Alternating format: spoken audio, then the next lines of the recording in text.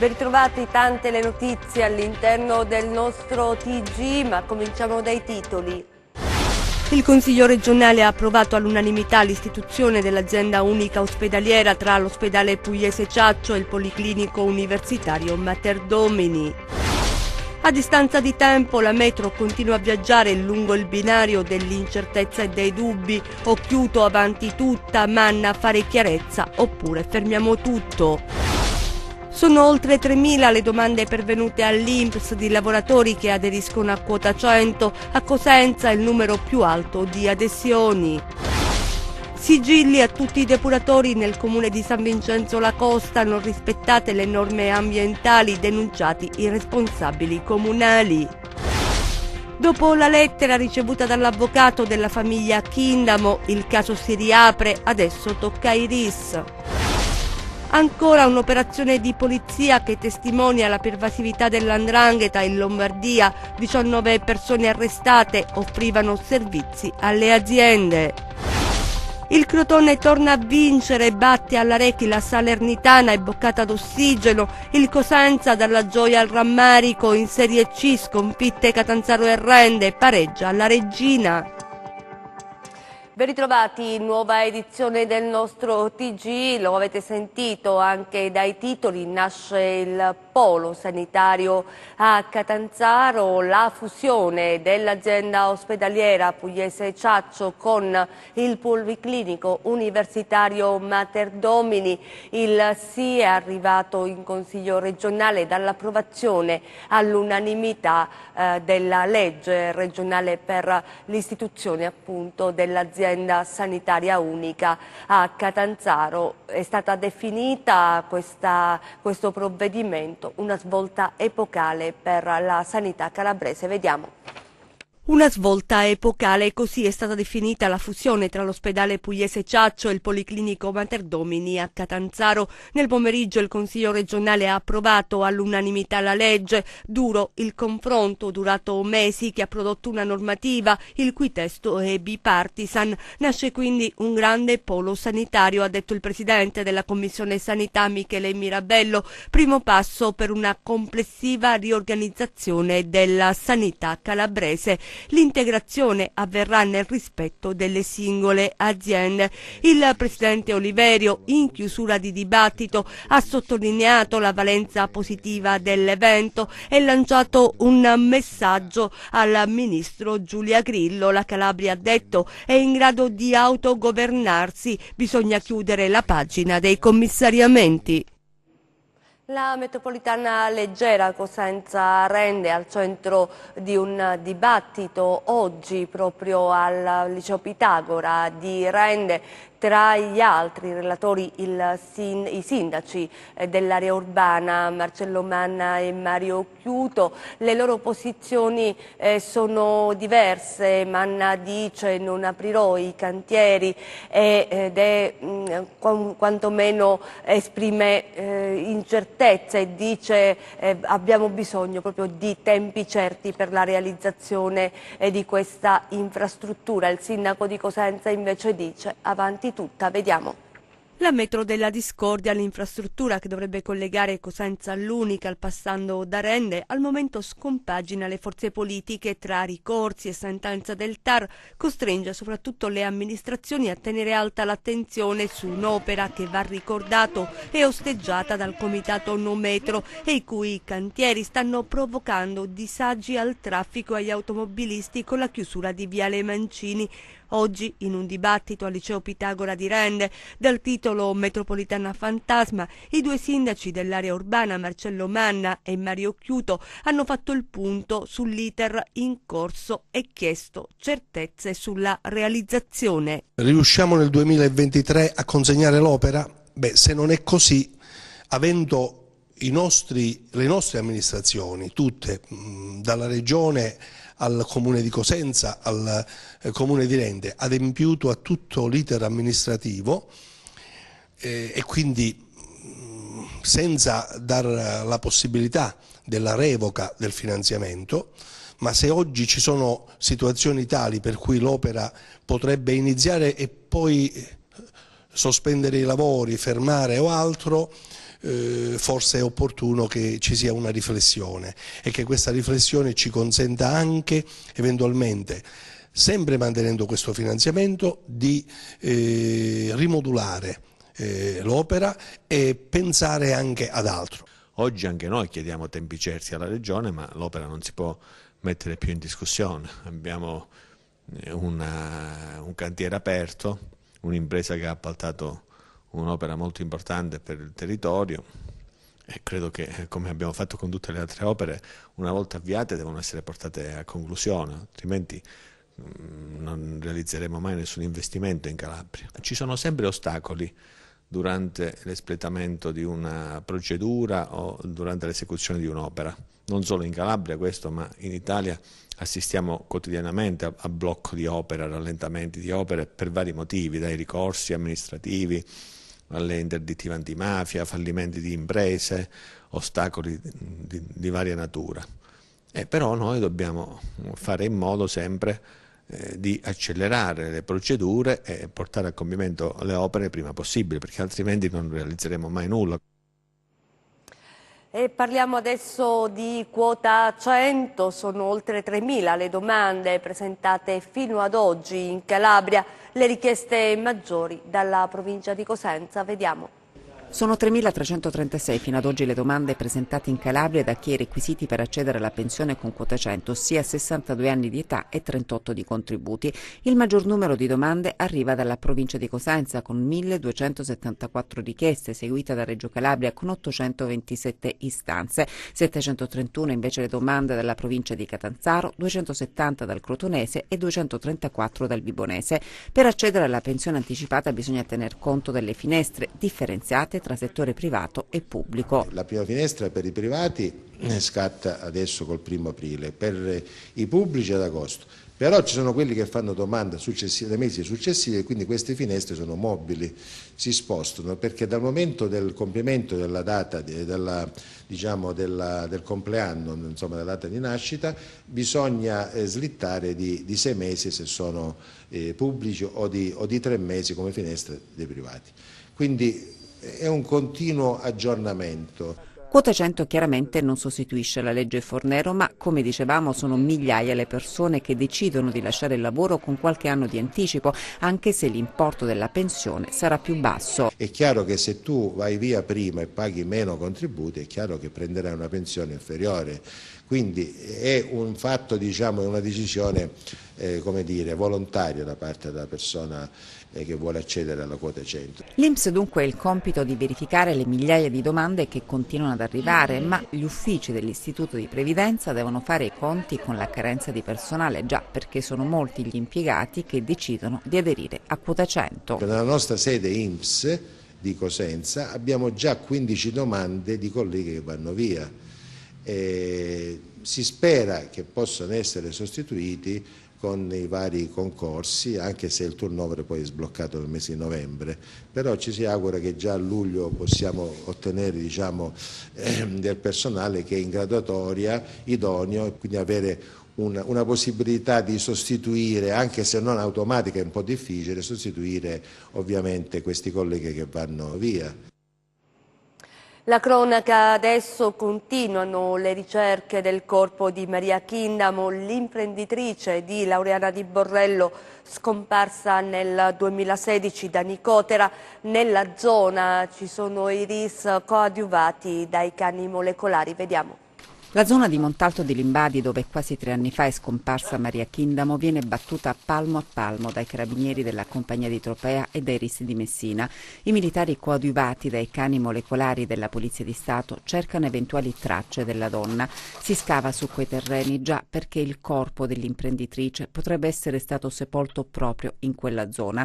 Dal 5 maggio del 2016 non si hanno più notizie di Maria Chindamo, che all'epoca aveva 44 anni. Quel giorno la donna, madre madre di 3 figli, era partita da Laureana di Borrello nel Regino per recarsi nella sua azienda agricola a Nicotera, dove aveva appuntamento con alcuni operai, ma svanì nel nulla. Il giorno dopo la sua auto, un fuoristrada, venne trovata abbandonata lungo la strada con il motore ancora acceso, all'interno tracce di sangue e gli effetti personali della donna. A rendere ancora più tragico il quadro è stata la data dell'evento, l'anniversario del suicidio del marito Ferdinando Puntoriero, avvenuto esattamente un anno prima. Che fine ha fatto Maria Chindamo? Un interrogativo rimasto fino ad oggi senza risposta, un mistero che va avanti da quasi 3 anni, ma il caso non è chiuso. A riaccendere i riflettori sulla drammatica vicenda, una lettera anonima recapitata al legale della famiglia, l'avvocato Nicodemo Gentile, e alla procura di Vibo, nella quale verrebbero fornite indicazioni dettagliate sulla scomparsa di Maria, dal movente fino al punto esatto dove si troverebbe il corpo della donna. Le ricerche dunque sono ripartite nella zona che si trova tra le province di Vibo e di Reggio Calabria, indicato nella lettera, e non distante dal luogo in cui la donna è stata prelevata con forza e portata via. E così i carabinieri sono tornati in località Montalto e con l'ausilio di mezzi speciali hanno avviato gli scavi nella zona indicata. Le ricerche vanno avanti.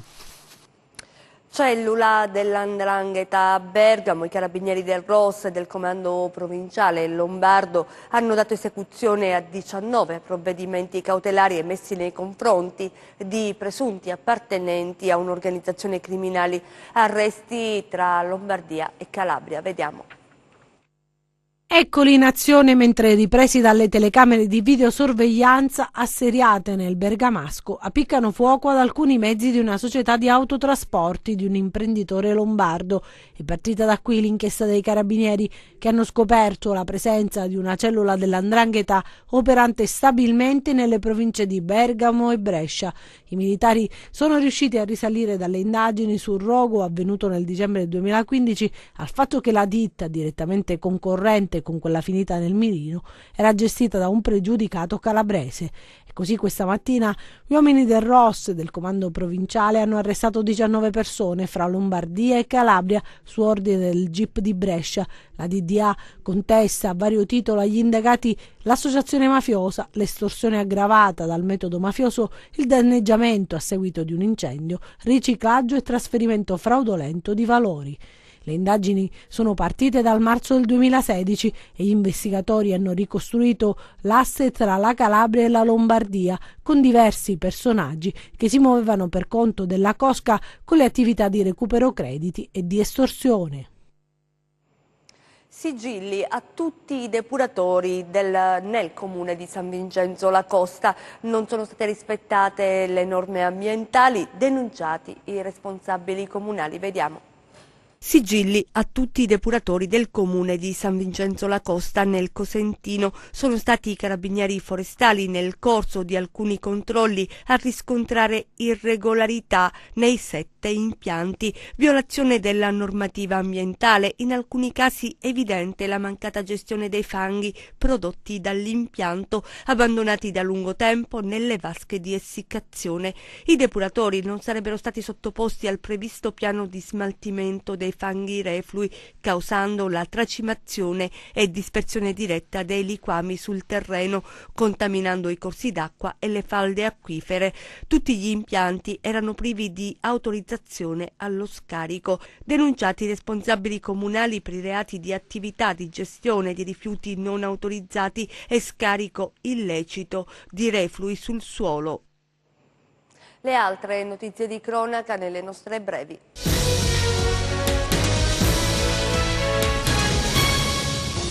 Un vero e proprio arsenale è stato scoperto dai carabinieri di Vibo nel corso di un controllo durante una perquisizione domiciliare all'interno dell'abitazione di un 67enne già noto alle forze dell'ordine. I militari hanno trovato nascosto in un divano appositamente modificato una pistola calibro 9x21 con matricola Brasa e 2 caricatori, un fucile doppietta con matricola Brasa, 16 cartucce calibro 12, 26 cartucce calibro 9x21, una cartuccia calibro 9x19. L'uomo è stato arrestato per detenzione clandestina di armi e munizioni e posto ai domiciliari.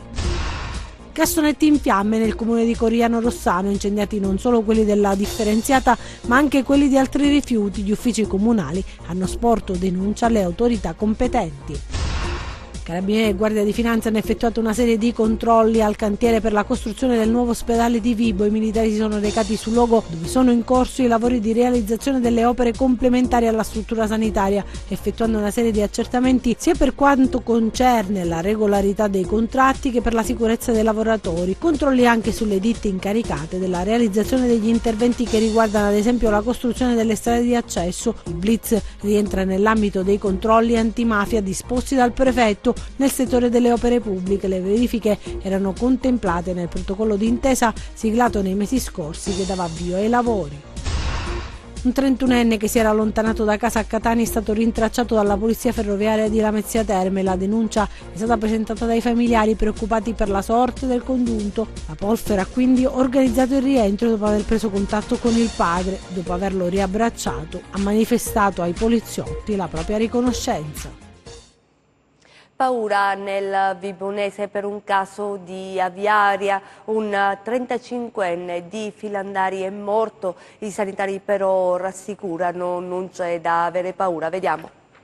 La morte di un 35enne colpito dal virus dell'aviaria ha destato sconcerto e preoccupazione nella comunità di Filandari, il piccolo centro agricolo alle porte di Vibo Valentia dove l'uomo viveva. Intanto dai sanitari che hanno trattato il caso sono arrivate subito le necessarie rassicurazioni. Tutto comincia una settimana fa, quando il 35enne si era presentato all'ospedale di Vibo Valentia ed i medici dello Iazzolino avevano diagnosticato subito l'infezione virale di tipo H1N1. Immediatamente, insieme alla sua famiglia, i medici avevano proceduto alla normale profilassi con la circoscrizione del ceppo infettivo. L'uomo di 35 anni è stato il primo ad arrivare al pronto soccorso con una serie di difficoltà respiratorie e da subito gli era stata diagnosticata una polmonite quale conseguenza proprio del virus influenzale di tipo H1N1. A causa della grave insufficienza respiratoria si era quindi optato per il trasferimento in rianimazione alla Lamezia Terme. Da lì, considerato l'aggravarsi della situazione clinica, lo spostamento all'ospedale di Germaneto, dove poi purtroppo è morto. Il giorno dopo al pronto soccorso di Vibo Valentia è arrivato anche un altro familiare, una donna di 59 anni, febbre alta e tosse ai principali sintomi, uguale la diagnosi, virus influenzale sfociato in polmonite batterica del tipo H1N1 e trasferimento nel reparto di malattie infettive dell'ospedale di Crotone. Gli altri familiari, dopo aver eseguito la normale profilassi, sono stati invece dimessi, per cui nessun allarme deve essere preso in considerazione con i sanitari che confermano che non esiste alcuna situazione di pericolo e la popolazione non ha nulla di cui preoccuparsi. Telecomunicazioni, l'allarme dei sindacati in Calabria, pensate persi 1000 posti di lavoro in 4 mesi, il settore vive una crisi drammatica e questo l'allarme delle segreterie regionali delle sigle sindacali che insomma hanno manifestato quella che è la situazione nel corso di un incontro al Catanzaro al quale è stata invitata a partecipare la deputazione calabrese. Vediamo. Un incontro pubblico con la deputazione calabrese per esporre i gravi problemi che da tempo attanagliano il mondo delle telecomunicazioni. Con questo scopo le segreterie regionali delle 3 sigle sindacali hanno organizzato nella sala del Consiglio provinciale di Catanzaro un momento di riflessione e di confronto per analizzare le rivendicazioni e le proposte per la messa in sicurezza del comparto. Abbiamo perso già in Calabria da giugno ad oggi 960 posti di lavoro. Sono per il momento posti di lavoro che erano definiti precari, ma sostanzialmente non erano precari, perché si parla comunque di lavoratori che con contratti a termine lavorano nelle varie aziende da 5, 6 anni, 7 anni, quindi comunque la precarietà era una precarietà effimera, se vogliamo. Solo in Calabria sono circa 15.000 gli addetti fra dipendenti delle aziende committenti, aziende che operano in regime di appalto sia nel mondo dell'impiantistica, dell'installazione e della manutenzione della rete nel comparto dei contact center. Noi siamo molto preoccupati perché ci aspettiamo una serie di politiche attive di governo volte a dare certezza al settore. Proposte, idee e suggerimenti condivisi unitariamente anche a livello nazionale sul come affrontare il periodo di crisi che attanaglia il settore nel nostro territorio. Gli strumenti della contrattazione non ci bastano più, abbiamo bisogno di un governo che ci dia ascolto, di una deputazione parlamentare che porti in Parlamento e discuta le nostre proposte, le nostre idee. Poi potranno essere non tutte perfette, potrebbero essere non corrette, andranno riviste, ma se non c'è il confronto sui temi, nel merito, sulle problematiche che noi andiamo a affrontare, avremo seri problemi e continueremo ad avere emorragie occupazionali che questa regione non si può permettere. Parliamo di teatro. Il Teatro Rendano di Cosenza ha ospitato la messa in scena della terza parte della trilogia Gioachimita scritta da Adriana Toman. Vediamo. Al Teatro Rendano di Cosenza è andata in scena la terza delle opere teatrali della trilogia Gioachimita scritta da Adriana Toman e dedicata a Gioachino da Fiore. Il dono del male, questo è il titolo della rappresentazione, è ispirato all'incontro realmente avvenuto a Messina nel 1190 tra Riccardo I d'Inghilterra, detto Cuor di Leone, e Filippo II di Francia con l'abate Gioachino, al quale fu chiesta una profezia sulla crociata che stavano per intraprendere. Secondo il documento in latino redatto dal biografo di corte, l'abate Florenze elogiò e benedisse l'impresa, ma non fu così considerata l'assoluta e dichiarata disapprovazione di Gioachino verso ogni forma di violenza. Dite di andare a liberare la città santa, ma il valore che voi attribuite a questa conquista non è per rispondere ad un bene comune. Voi non andate per unire tutti i popoli in una sola ed unica fede, ma per rispondere alla vostra paura di non avere mai abbastanza. Quello che realmente è accaduto non è stato trascritto, perché Ruggero da Audin, che era biografo di Riccardo Cuor di Leone, ha trascritto le cose che avrebbe voluto sentirsi dire Riccardo e non la verità. Fatemi venire Ruggero da Audin perché scriva in modo puntuale che l'abate Gioachino è venuto ossequioso verso le nostre maestà e noi lo abbiamo ascoltato mentre ci elogiava per il nostro impegno in questa crociata oltremodo necessaria. Il dono del male è stato molto apprezzato dal pubblico per i contenuti, l'ottima interpretazione degli attori e l'attualità del messaggio. La cosa che poi è emersa mentre costruivo questo testo, mentre lo studiavo, mi sono resa conto appunto di come viene manipolata la realtà. Questa è una cosa che avviene tutti i giorni, continuamente, e non si sa come difendersi. Abbiate occhi per vedere la bellezza e arcana nostalgia del divino.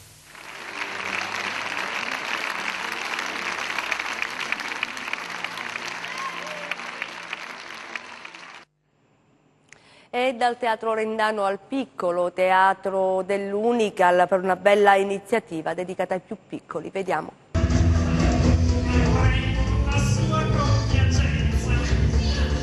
Sul palco del piccolo Teatro dell'Unical i personaggi delle fiabe, insalata di fiabe come è stata ribattezzata da attori in corso, sono loro a coinvolgere i bambini e le scuole, l'iniziativa giunta alla quinta edizione. Noi siamo felici e orgogliosi del lavoro che stiamo svolgendo, anche perché il vero pubblico, quello che ci sostiene, quello che ci dà la forza di continuare ad andare avanti sono proprio i bambini stessi, che sono quelli che alla fine emettono il vero giudizio e la vera sentenza, cioè se a loro piace lo spettacolo di certo non mentono e di certo siamo sicuri che quello che ci dicono è ciò che gli viene dal cuore. Non c'è solo lo spettacolo, ma ai concorsi. La serata infatti è suddivisa in due parti e si conclude con la consegna delle targhe ai vincitori. Il rincorso premia i bambini delle scuole che hanno partecipato ai due concorsi promossi dalla stessa associazione in partecipazione con la famiglia Gelsomino.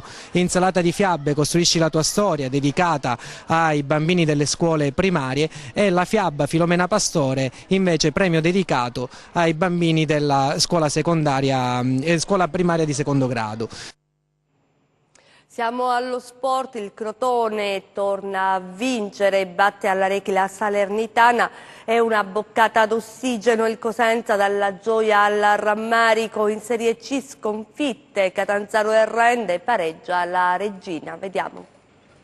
Un'altra buona prestazione del Crotone premiata dal successo in casa della Salernitana. I padroni di casa durano 10 minuti, una sfilata iniziale nata sulla spinta di Iallo del Casasola che non basta a portare in vantaggio gli uomini di Gregucci. Poi l'acuto degli ospiti, Nalini, stretto tra i centrali campani, fa sponda per Simi che vede Mikaio un po' avanzato e lo fredda con un piattone da 30 metri.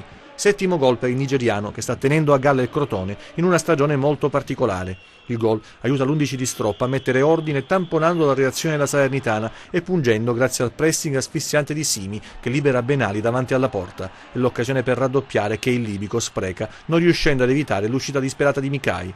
Poco male, nella ripresa si concretizza il doppio vantaggio, ancora grazie a Simi che, servito in profondità da Mashak, sigla l'8ª rete stagionale mettendo in cassaforte il successo esterno alla Rechi.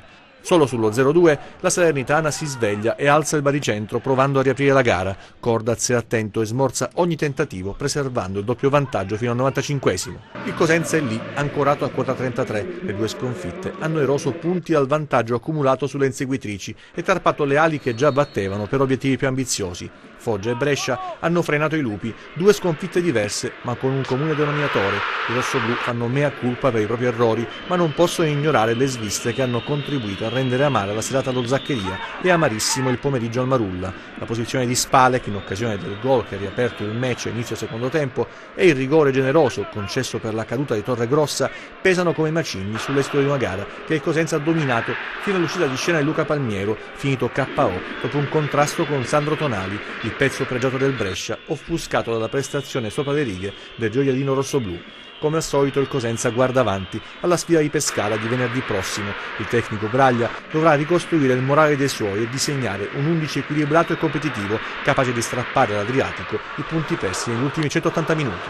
In Serie C il Catanzaro si illude e delude, bastano solo i 3 minuti a Dursi per portare in vantaggio i giallorossi che sembrano in grado di controllare il ritorno del Catania, che però minuto dopo minuto cresce fino ad arrivare alla rete del pareggio con Marotta a fine primo tempo. Nella ripresa i padroni di casa spingono per trovare il nuovo vantaggio ma vengono puniti da Di Piazza che, innescato da Marotta, segna uno dei suoi classici gol in contropiede girando il ceravolo. Il Razza di Vibo non porta bene a Rende che in campo neutro cede la sicura a Leonzio per 2-0. D'Angelo è implacabile davanti a Savelloni sul cross di Marano. Al contrario i biancorossi peccano di precisione quando arriva l'occasione del pari. Alla mezz'ora i siciliani trovano il raddoppio con Ferrini che indovina la traiettoria giusta dalla distanza battendo l'estremo difensore biancorosso. Nella ripresa il Rende risponde ma tra errori propri, grave quello di Borrello, e gol annullati, ben due, non riesce a cambiare il risultato.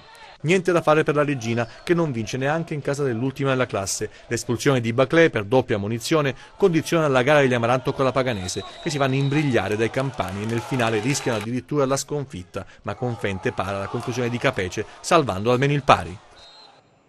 Chiudiamo con le previsioni del tempo.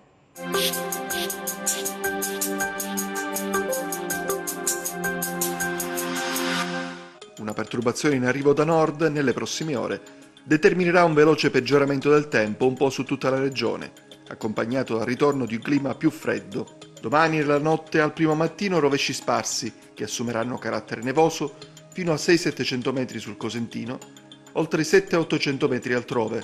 Nel corso della giornata poi deciso miglioramento, seppur saranno ancora possibili residui rovesci sul basso versante ionico cosentino, Vibonese e Reggino, con deboli nevicate su Sila, Serre e Aspromonte, oltre gli 800-900 metri, temperature in sensibile calo, da segnalare forti venti di tramontana. Passiamo ai mari e ai venti, domani mari molto mossi o agitati, con venti ovunque forti di tramontana. Prima di salutarci vi ricordo il nostro sito web www.meteoincalabria.it e la nostra pagina Facebook Meteo in Calabria. Ed è davvero tutto, grazie per essere stati con noi, grazie a regia Michele Cava e messi in onda Giuseppe Costanzo, vi auguriamo un buon proseguimento.